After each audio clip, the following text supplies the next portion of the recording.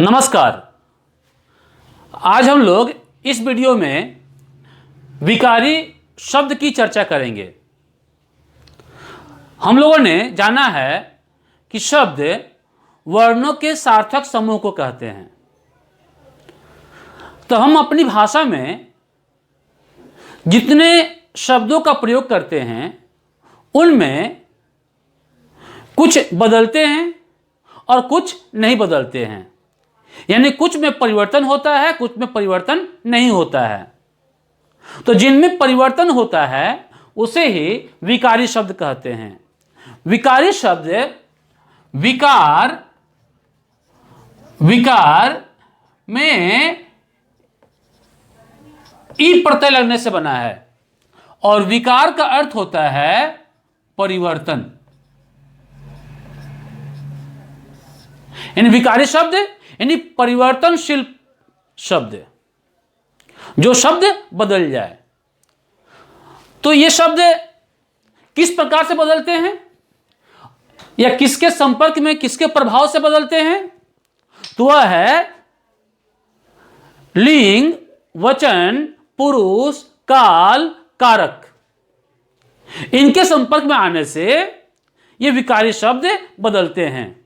तो विकारी शब्द की परिभाषा क्या होगी? तो इसकी परिभाषा होगी कि जिन शब्दों में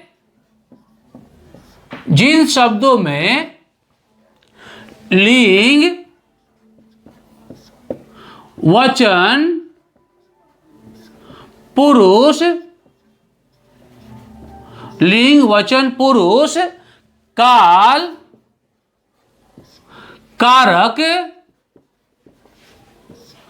आदि के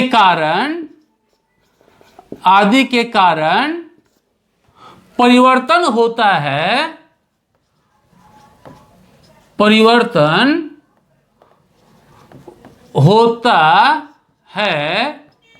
उसे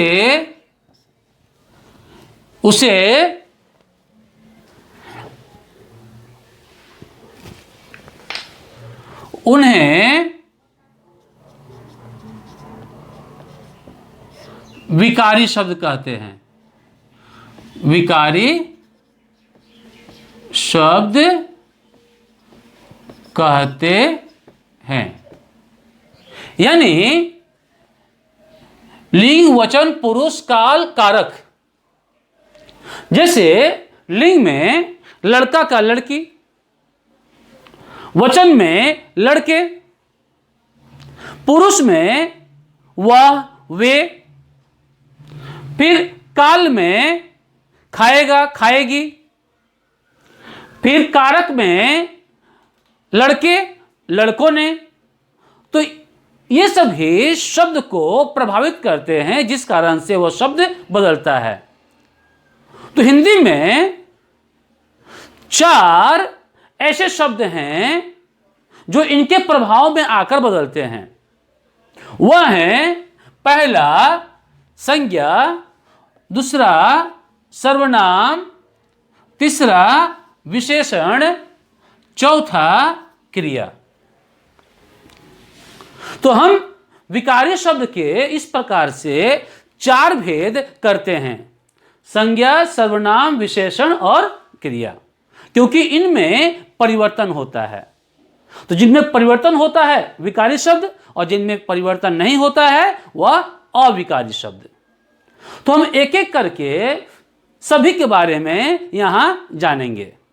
सबसे पहले संज्ञा के बारे में। संज्ञा किसे कहते हैं? तो किसी भी व्यक्ति, वस्तु, स्थान, भाव आदि के नाम को संज्ञा कहते हैं। और संज्ञा के 3 भेद हैं: व्यक्तिवाचक संज्ञा, जातिवाचक संज्ञा, भाववाचक संज्ञा। मैंने 2 अलग से लिखा है, समूहवाचक और द्रव्यवाचक। किसी पुस्तक में संज्ञा के 5 भेद दिए होते हैं जिसमें इन दोनों को भी जोड़ा जाता है। लेकिन समूहवाचक को व्यक्तिवाचक और जातिवाचक के अंतर्गत रखा जाता है और द्रव्यवाचक को जातिवाचक के अंतर्गत। तो इसे हमने अलग से जानने के लिए रखा है, लिखा है। तो व्यक्तिवाचक संज्ञा किसे कहते हैं? तो जिस संज्ञा से किसी विशेष व्यक्ति या वस्तु का बोध होता है, जैसे हिमालय, हिमालय से हिमालय का ही, गंगा, राम, मोहन, इन सब से विशेष व्यक्ति यानी एक ही व्यक्ति का, एक ही वस्तु का पता चलता है। तो ऐसे शब्दों को हम व्यक्तिवाचक संज्ञा के अंतर्गत रखेंगे। दूसरा है जातिवाचक संज्ञा। जिस संज्ञा शब्द से किसी व्यक्ति या वस्तु के जाति का बोध होता है, जाति का अर्थ यहां कास्ट नहीं है, इसके पूरे समूह से है, जितने भी हैं सबको लेकर यहां पर है। जैसे हिमालय कहने से वह व्यक्तिवाचक के अंतर्गत आएगा, लेकिन जब पहाड़ कहते हैं तो पहाड़ सभी पहाड़ों के लिए आ गया, नहीं, पहाड़ यहां जातिवाचक संज्ञा है। गंगा जब कहते हैं तो वह नदी है, एक है, विशेष है, लेकिन जब नदी कहेंगे तो वह सिर्फ गंगा नहीं बल्कि विश्व की जितनी सारी नदियां हैं सभी उसमें चली आती है। राम कहेंगे तो एक है, लेकिन लड़का कहेंगे तो सबके लिए, आदमी कहेंगे तो सबके लिए। तो इस प्रकार से जातिवाचक संज्ञा को हम पहचान सकते हैं। तीसरा है भाववाचक संज्ञा। इस संज्ञा में भाव का बोध होता है, यानी जिस शब्द से भाव का पता चलता है उसे भाववाचक संज्ञा कहते हैं। इसे हम महसूस कर सकते हैं, छू नहीं सकते हैं। समूहवाचक, जिस शब्द से समूह का बोध हो, सभा, सेना, भीड़, कक्षा, इसके उदाहरण हैं। द्रव्यवाचक संज्ञा, जिस संज्ञा शब्द से या जिस शब्द से नापने या तोलने का बोध होता है या नापने या तोलने वाले नामों का बोध होता है, उसे हम द्रव्यवाचक संज्ञा कहते हैं। और समूहवाचक को व्यक्तिवाचक के अंतर्गत, जातिवाचक के अंतर्गत रखते हैं और द्रव्यवाचक को जातिवाचक के अंतर्गत। इसके बाद सर्वनाम। सर्वनाम क्या है? संज्ञा के बदले जिन शब्दों का प्रयोग होता है उन्हें सर्वनाम कहते हैं। सर्वनाम का अर्थ सबका नाम। इसका 6 भेद हैं। पुरुषवाचक सर्वनाम, यानी जिस शब्द से कहने वाले, सुनने वाले या जिसके बारे में कहा जाए उसका बोध होता है, उसे पुरुषवाचक सर्वनाम कहते हैं। इसका 3 भेद हैं। पहला कहने वाला, उत्तम पुरुष, सुनने वाला, मध्यम पुरुष और जिसके बारे में कहा जाए अन्य पुरुष। उत्तम पुरुष में मैं और हम आता है, मध्यम पुरुष में तू, तुम, आप आता है और अन्य पुरुष में वह आता है, या उत्तम पुरुष मध्यम पुरुष को छोड़कर जो भी आए वह अन्य पुरुष में आता है। निश्चयवाचक सर्वनाम, तो जिस शब्द से निश्चित व्यक्ति या वस्तु का बोध होता है, इसके अंतर्गत वह और यह शब्द आते हैं, सर्वनाम आते हैं। वह वहां खड़ा है, वह निश्चित या निश्चय का बोध करा रहा है। यह यहां क्यों है, निश्चय का बोध करा रहा है, तो वह निश्चयवाचक सर्वनाम के अंतर्गत आएगा। अनिश्चयवाचक में, तो जिस सर्वनाम से अनिश्चित व्यक्ति या वस्तु का बोध होता है उसे अनिश्चयवाचक सर्वनाम कहते हैं। इसमें 2 शब्द आएंगे, कोई या कुछ। कोई और कुछ। कोई खड़ा है तो कोई निश्चय नहीं कर पा रहे कौन है, कुछ पड़ा है निश्चय नहीं कर पा रहे क्या पड़ा है, तो यह चला आएगा अनिश्चयवाचक सर्वनाम के अंतर्गत। संबंधवाचक सर्वनाम, जिस सर्वनाम से संबंध का बोध होता है उसे संबंधवाचक सर्वनाम कहते हैं। और इसका जो शब्द है वह है जो। और जो को ही विभिन्न रूप में लाकर उसका प्रयोग किया जाता है। जैसे जो से जिसके, जिसके लिए, जिन्होंने, जिन्हें, जिसे, सब जो के रूप हैं। और जो के साथ सो रहता है। सो का अर्थ वह या वे। फिर है प्रश्नवाचक सर्वनाम, तो जिस सर्वनाम शब्द से प्रश्न का बोध होता है, जैसे कौन, वहां कौन है, वहां क्या रखा है, तो यहां कौन और क्या जो है वह प्रश्नवाचक सर्वनाम के अंतर्गत आएगा। निजवाचक सर्वनाम यानी जिस सर्वनाम का प्रयोग वक्ता अपने लिए करता है उसे निजवाचक सर्वनाम कहते हैं। जैसे इसका आता है आप, मैं यह कार्य आप कर लूंगा, आपके साथ ही अपने आप भी आता है।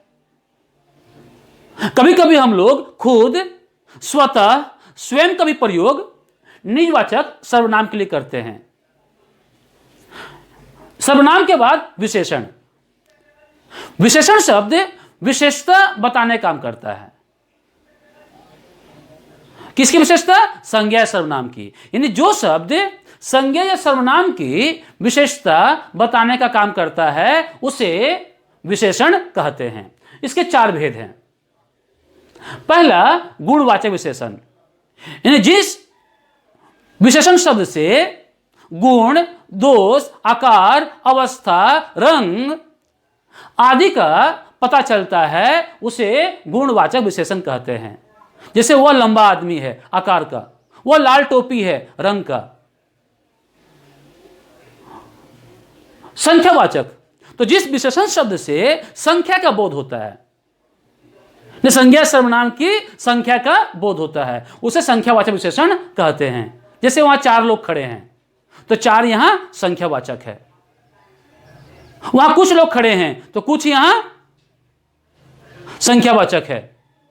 तो संख्यावाचक के 2 भेद हैं, निश्चित संख्यावाचक, अनिश्चित संख्यावाचक। तो जिस संख्यावाचक विशेषण से निश्चित व्यक्ति वस्तु का बोध होता है उसे निश्चित संख्यावाचक। जैसे वहां 4 लोग खड़े हैं, 4 कोई संदेह नहीं है। अनिश्चित में वहां कुछ लोग खड़े हैं, कुछ पता नहीं कितने, 2 भी सकते, 4 भी हो सकते हैं।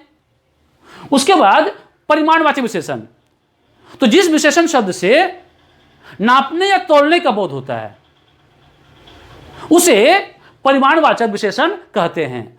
जैसे 4 किलो चावल ला दो, 4 किलो चावल। 2 मीटर कपड़ा वहां रखा हुआ है, 2 मीटर कपड़ा। मुझे 1 लीटर दूध चाहिए, 1 लीटर। तो नापने और तोलने का जहां बोध होता है वहां पर परिमाणवाचक विशेषण आता है। इसके भी 2 भेद हैं, निश्चित और अनिश्चित। 4 मीटर कपड़ा निश्चित, कुछ कपड़े अनिश्चित। सार्वनामिक विशेषण या सांकेतिक विशेषण।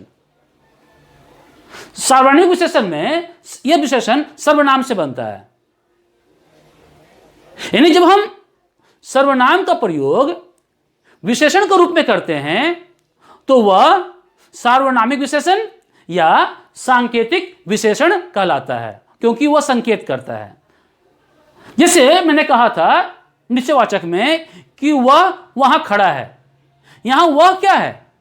सर्वनाम है, निश्चयवाचक सर्वनाम है। लेकिन वह लड़का वहां खड़ा है तो यहां वह सर्वनाम नहीं बल्कि सार्वनामिक विशेषण है, क्योंकि वह लड़के की ओर संकेत कर रहा है। इसलिए इसे सांकेतिक विशेषण भी कहते हैं। यह कपड़ा यहां पड़ा हुआ है, यह कपड़ा, सार्वनामिक विशेषण। तो विशेषण के बाद क्रिया। क्रिया किसे कहते हैं? जिस शब्द से किसी कार्य के करने या होने का बोध होता है उसे क्रिया कहते हैं। जैसे लड़का जा रहा है, तो जा रहा है यहां जो पद है उससे जाने की क्रिया का पता चल रहा है, इसलिए यहां पर क्रिया है। और रचना की दृष्टि से क्रिया के 2 भेद हैं, सकर्मक क्रिया, अकर्मक क्रिया। सकर्मक क्रिया क्या है? कि जिस क्रिया के साथ कर्म जुड़ा हुआ हो या कर्म जुड़े रहने की संभावना हो